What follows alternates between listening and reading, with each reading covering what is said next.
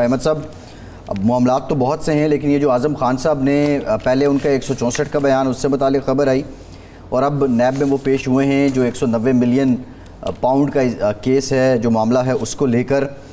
दोनों मामलात में आप क्या समझते हैं कि आज़म खान साहब जो हैं वो गवाह के रूप में ही रहेंगे या साइफ़र वाले मामले में बिलखुसूस वो शरीक मुलजिम भी आ सकते हैं?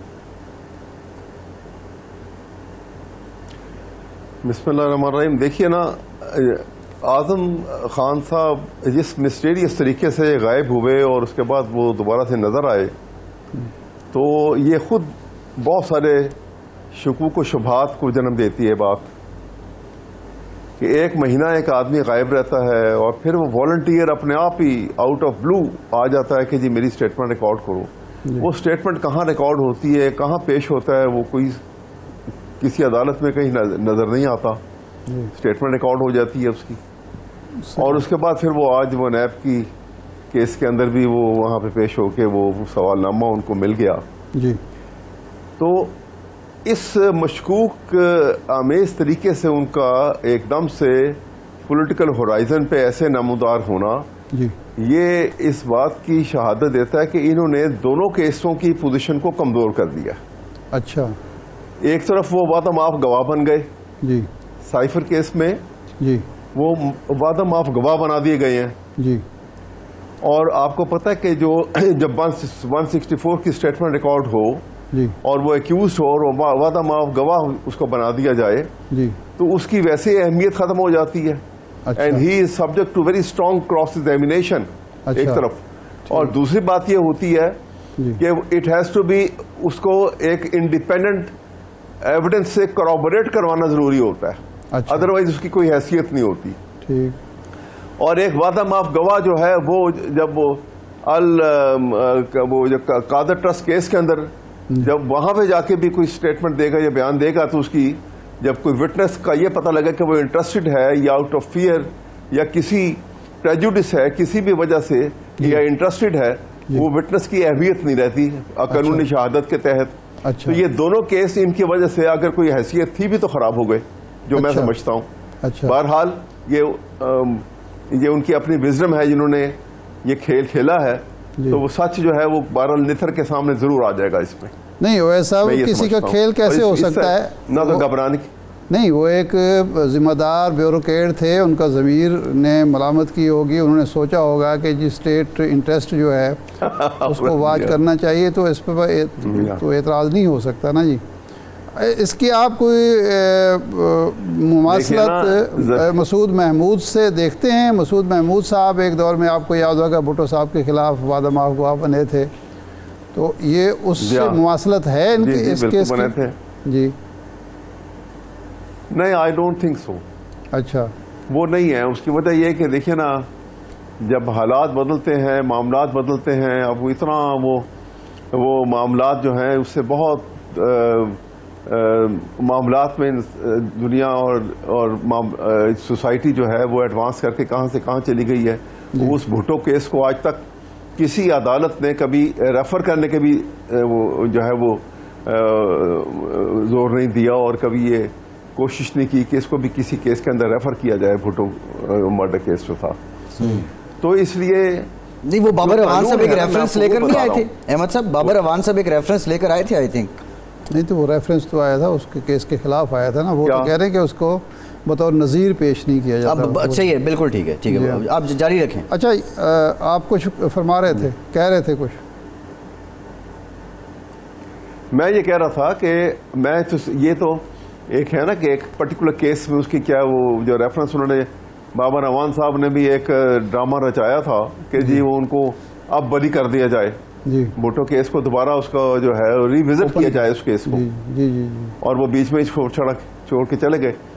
वो एक सूरत हाल और है। मैं ये कह रहा हूँ कि जो कानूनी रिक्वायरमेंट है, कानूनी शहादत जो है, वो उसको आप सामने रखेंगे और इसकी स्टेटमेंट को सामने रखेंगे, और उसमें वादमात गवाह की हैसियत और अहमियत क्या होती है। सही। आपके सामने इसहाक डार की मिसाल होगी जी, उसको भी अप्रूवर बनाया गया था। ठीक। वो भी एक्यूज था, उसकी भी 164 की स्टेटमेंट रिकॉर्ड हुई थी। ठीक। लेकिन आपने देखा कि वो काजी फायदीसा साहब ने क्या किया उस केस के साथ।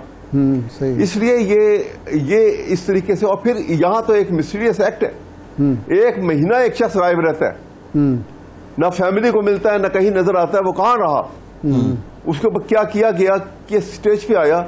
जिस वक्त वो ओपन कोर्ट में उसके ऊपर क्रॉस एग्जामिनेशन होगा, ये सारी चीजें निथर के और खुल के सामने आ जाएंगी उसी वक्त। लेकिन अहमद साहब, ये साइफर केस में तो अभी केस बना ही नहीं ना, साइफर वाले मामले में तो अभी केस बना ही नहीं है। जी बिल्कुल, अभी तो इंक्वायरी इन्वेस्टिगेशन होनी है। मैं इसे नहीं कह रहा हूँ ना कि ये एक्यूज कैसे हैं, ये तो मतलब आजम खान साहब एक्यूज कैसे हो गए?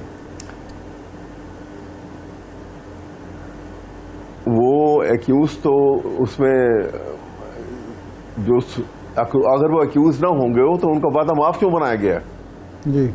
आपने कल सुना होगा इरफान कादर साहब जो आजकल एडवाइजर हैं जी प्राइम मिनिस्टर शहबाज शरीफ साहब के, जी वो प्राइम मिनिस्टर के, वो कल बाकायदा अपनी जो गौहर अफशानी कर रहे थे उसमें वो ये उन्होंने बताया था कि वो वादा माफ गवाह उनको बनाया गया। हाँ जी हाँ, वो तो इसलिए मैं आपसे कह रहा हूँ कि वो जी जी तो जी इस वजह से मैं आपसे ये बात कर रहा हूँ कि ये सूरत हाल जो है ना, ये सिर्फ केस को और ख़राब ही कर देगी अगर लेकर आएंगे।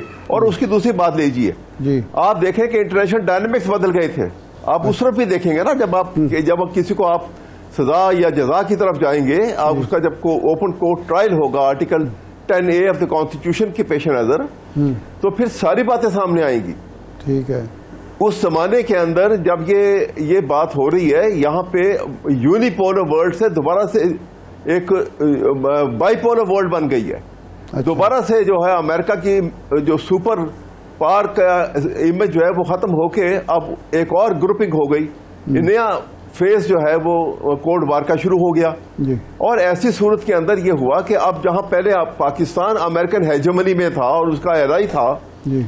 अब इंडिया और इजराइल उसके एलाई है। ये बड़ी खतरनाक ऑलरेडी ये मूव ये तो इंडिया के मजमूम मकासद हैं, पहले दिन से मजमूम अज़ाइम हैं इसके। लेकिन अब सवाल ये है कि ये साइफर पहले थे लेकिन अब मेटेरियलाइज हो रहे थे। हाँ अब वो आगे बढ़ रहा है, मजीद बढ़ रहा है जी हाँ। लेकिन जो सवाल है वो ये है कि अगर ये 2 केस अब बनते हैं, नंबर 1 तो ये होगा कि जी ऑफिशियल सीक्रेट एक्ट जो है उसकी खिलाफ वर्जी हुई, पब्लिक किया गया उसको। दूसरा ये है कि एक जो डॉक्यूमेंट थी, ऑफिशियल डॉक्यूमेंट थी, उसको गायब कर दिया ने। तो अब इस पे सरकारी दस्तावेज़ तहवील में रखना, उसको गायब कर देना और उसके बाद ऑफिशियल सीक्रेट को इस तरह पब्लिक करना, दोनों उन पर हो रही हैं। वज़ीर कानून कहते हैं कि 14 साल तक। तो आप समझते हैं कि अगर ये प्रूव हो जाता है केस, तो चेयरमैन PTI पर कौन कौन से दफ़ात लगेगी और क्या क्या सज़ा हो सकती है मुमकिन तौर पर?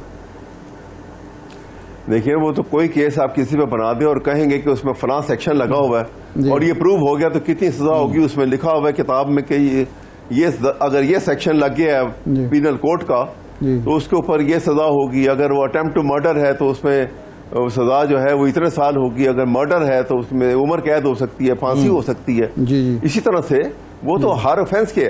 लेकिन बात यह है कि जिस वक्त ये केस बन के ट्रायल के लिए राइप होके आएगा, उस वक्त उसकी क्या कैफियत होगी और क्या सूरत हाल होगी, देखने वाली बात तो वो उस वक्त होगी ना उसमें। और उसके अंदर एक बात जो है ना, वहां पे ये सारी बातें मद्देनजर रखी जाएगी। आपको याद होगा 1977 में भुट्टो जब वो आखिरी एजिटेशन बहुत ज्यादा हो गए थे तो भुट्टो ने भी लेटर जो है अमेरिका का हाथ में लेके लहराया था और कहा था कि ये bloodhounds are after my blood. बिल्कुल ठीक है, वो बार बार दिखा रहे थे उस लेटर को।